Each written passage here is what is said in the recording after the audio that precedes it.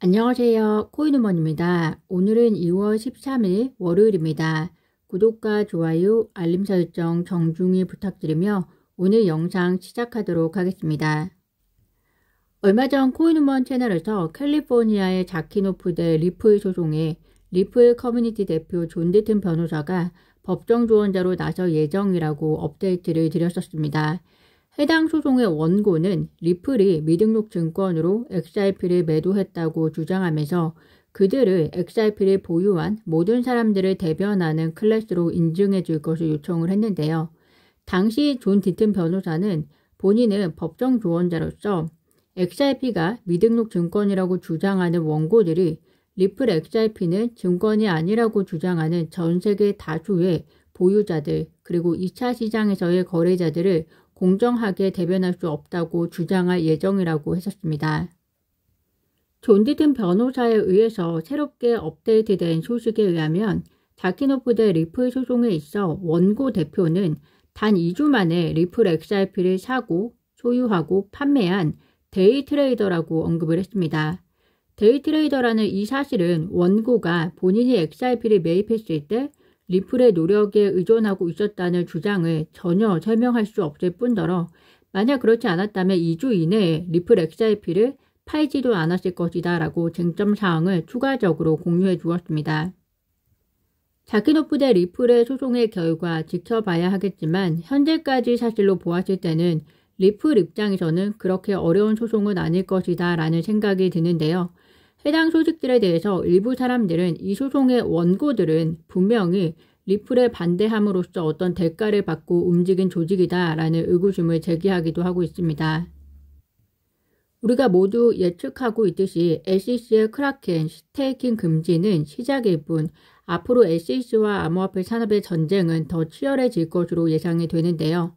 스테이블 코인 발행사 팍소스가 최근 SEC로부터 팍소스가 발행하는 바이낸스 USD가 미등록 유가 증권에 해당한다는 웰시 노티스를 전달받은 것으로 전해졌습니다.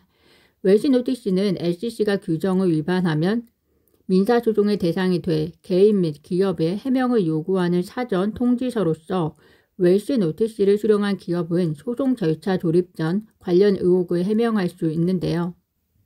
이렇게 되면 스테이킹 서비스에 이어서 스테이블 코인까지 SEC 게르겐슬러가 유가증권으로 해석하고 이에 대한 관할권을 차지하겠다는 것으로 보이는데요. 사실 스테이킹 서비스도 그렇고 스테이블 코인도 그렇고 그리고 그 다음 타겟은 알트코인 전반이 될 것으로 예상이 되는데요. 왜 그것들을 유가증권으로 해석되어야 하는지 SEC는 설명하지 못하고 있을 뿐더러 애초에 그런 가이드라인조차도 없었습니다.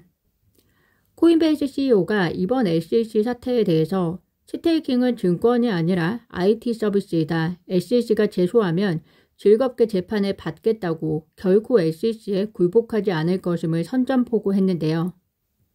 특히 코인베이스 최고 법률 책임자는 스테이킹은 투자가 아닌 이유에 대해서 요목조목 설명을 했는데요. 첫 번째로 투자라는 것은 다른 것을 얻기 위해서 한 가지를 포기해야 하는데 스테이킹 서비스 고객은 이전과 동일한 모든 것을 소유하고 있다고 설명을 하고 있습니다. 두 번째로 스테이킹 서비스는 하위 테스트를 판단하는 공통기업이 아닌 블록체인 기술로만 연결되어 있고 사용자 커뮤니티에 의해서 거래를 검증하는 역할을 하는 것으로서 이로 인한 스테이킹에 대한 보상도 코인베이스가 아닌 프로토콜에 의해 결정되기 때문에 공동기업 판례와 다르다고 강조했습니다. 세 번째로 스테이킹 보상은 하위 테스트의 합리적인 기대 이익도 충족시키지 못한다고 설명하고 있는데요. 스테이킹 리워드는 블록체인 프로토콜에 의해 제공되는 검증 서비스에 대한 지급이지 투자 수익이 아니다라고 밝히고 있습니다.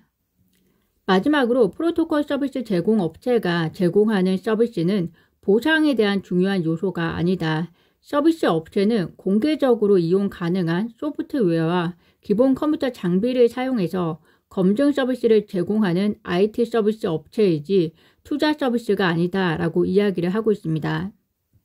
SEC는 이런 설명에 대해서 어떤 답변을 내놓을 수 있을지 궁금한데요.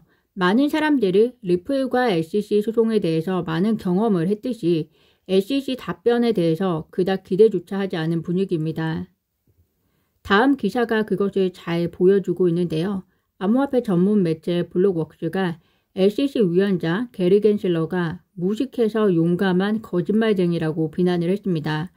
공공장소에서 거짓말을 반복적으로 떳떳하게 주장하려면 일종의 용기가 있거나 어리석거나 정직하지 않거나 이런 것들이 필요한데 게리 겐슬러가 딱 그렇다고 하는 거고요.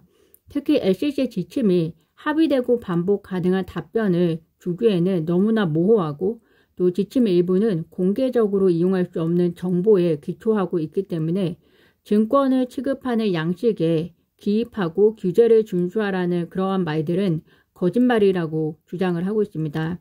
또 이 같은 SEC의 태도는 결국에는 무고한 사람들에게 서명을 강요해서 감옥에 가도록 하는 행위라고 표현을 하고 있습니다. 챗 GPT가 중국 위안화의 영향력이 커지면서 미국 달러의 지배력이 다양한 통화 시스템에 자리를 내줄 것으로 전망했는데요. 현재 챗 GPT는 2021년까지 데이터를 기반으로 이러한 답변을 내놓고 있는 상황이기 때문에 2023년 오늘날 미국 사회에서 일어나고 있는 이러한 현상들까지 반영이 된다면 과연 미국 달러의 지배력에 대해서 무엇이라고 평가할지 문득 궁금해지는 상황입니다. 내일은 미국 1월 소비자 물가 지수가 발표되는 날입니다. 예상치는 전년 대비 6.2% 상승인데요. 직전 발표치 6.5% 대비해서 상승폭이 완만하게 줄긴 했습니다. 그렇지만 최근 2달 동안 보여준 감소폭에 비하면 큰 폭으로 감소되는 것으로 보여지지는 않고요. 식품과 에너지를 제외한 근원 CPI도 5.5% 상승이 예상이 되고 있는데요. 직전 발표 수치 5.7%에 비하면 완만한 감소세를 보여주고 있습니다. 우선 가장 중요한 것은 일단은 예상치 자체도 완만한 감소 수치이기 때문에 이보다 더 높게 나오면 안 된다는 것이고요. 다르게 보면 현재 인플레이션 감소 추이를 보면 충분히 달성할 수 있는 안전한 수치이지 않나라는 생각이 듭니다. 다만 중국의 리오프닝 이후 중국의 소비자 물가 지수가 상승하는 트렌드를 보일 우려가 있고요. 또 러시아가 얼마 전 원유 감산을 발표한 만큼 상반기 미국의 인플레이션을 이런 대외적인 요건들도 함께 고려하시면서 보셔야 할 것 같습니다.